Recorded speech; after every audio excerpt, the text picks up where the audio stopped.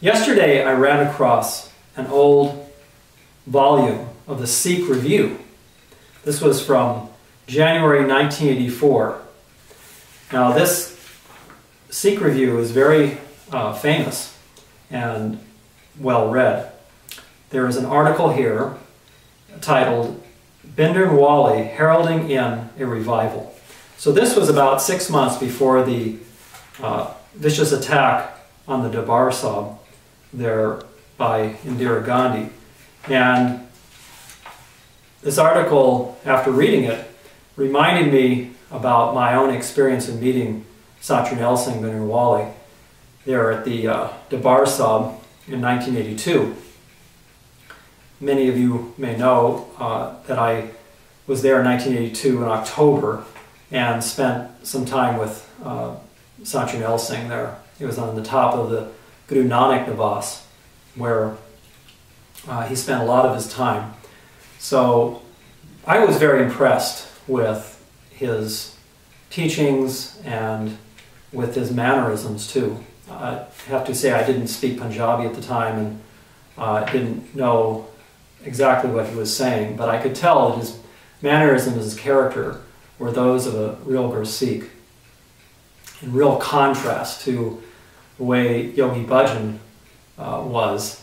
And so it was a real different experience for me. I had been a Sikh about 5 years at that point, and I was really interested in learning about what Sikhs were really like and what the Sikh religion was about. So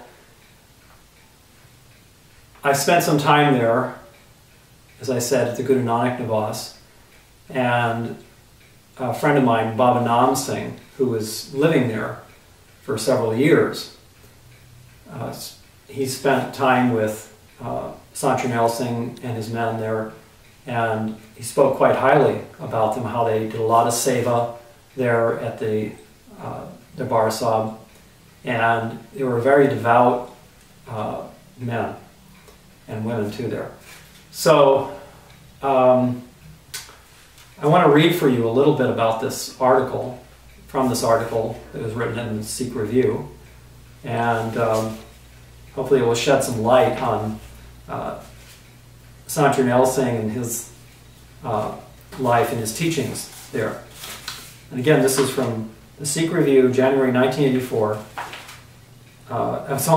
It's a bit interesting. It's three rupees, 3.5 rupees was the cost of this. So they say here, Satyanarayana Singh has caught the pulse of masses. He preaches the gospel of the Gurus in no uncertain terms and exhorts Sikhs to return to the Spartan traditions of their forefathers. Tapes of his speeches are available in most towns of Punjab and eagerly listened to by his innumerable admirers.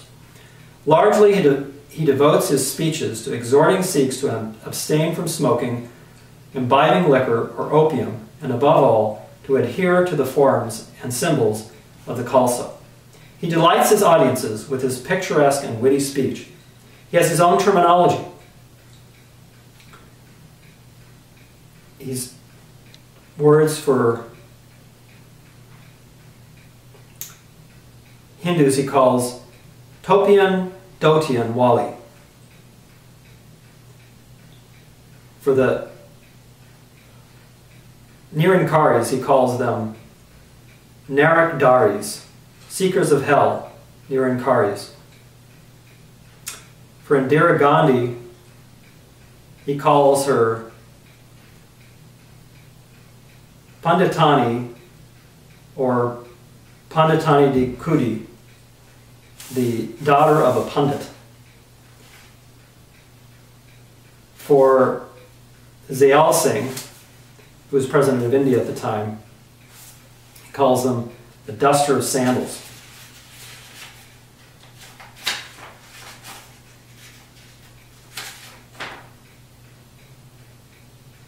He, Bhindranwale, has a way with words.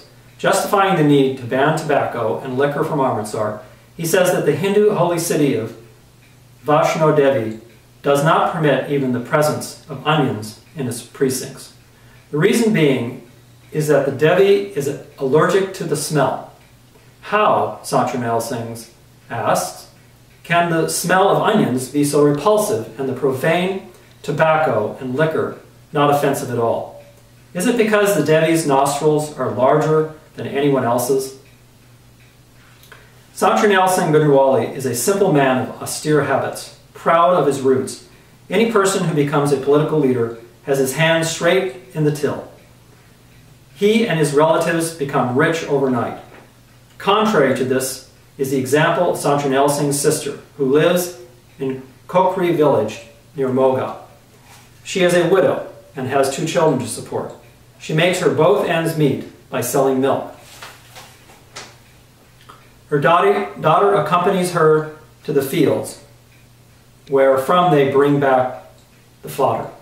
People approach her for directions to her powerful brother, but the act of middleman has not ornated her lot. Satranel Singh's own house is in extreme disrepair, but never can it be implied that he used public funds for private use. Sanchi has become not only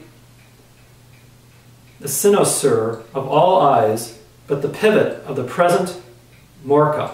He has lived up to the tenets of Guru Gobind Singh, and perhaps such a person was visualized by the Master when he said, Khalsa Meri Roop Hai Khalsa.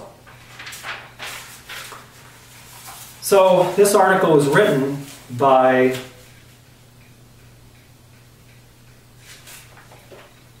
Swarandeep Singh. This was in 1984. Brings back some old memories. So, in this 30 years now that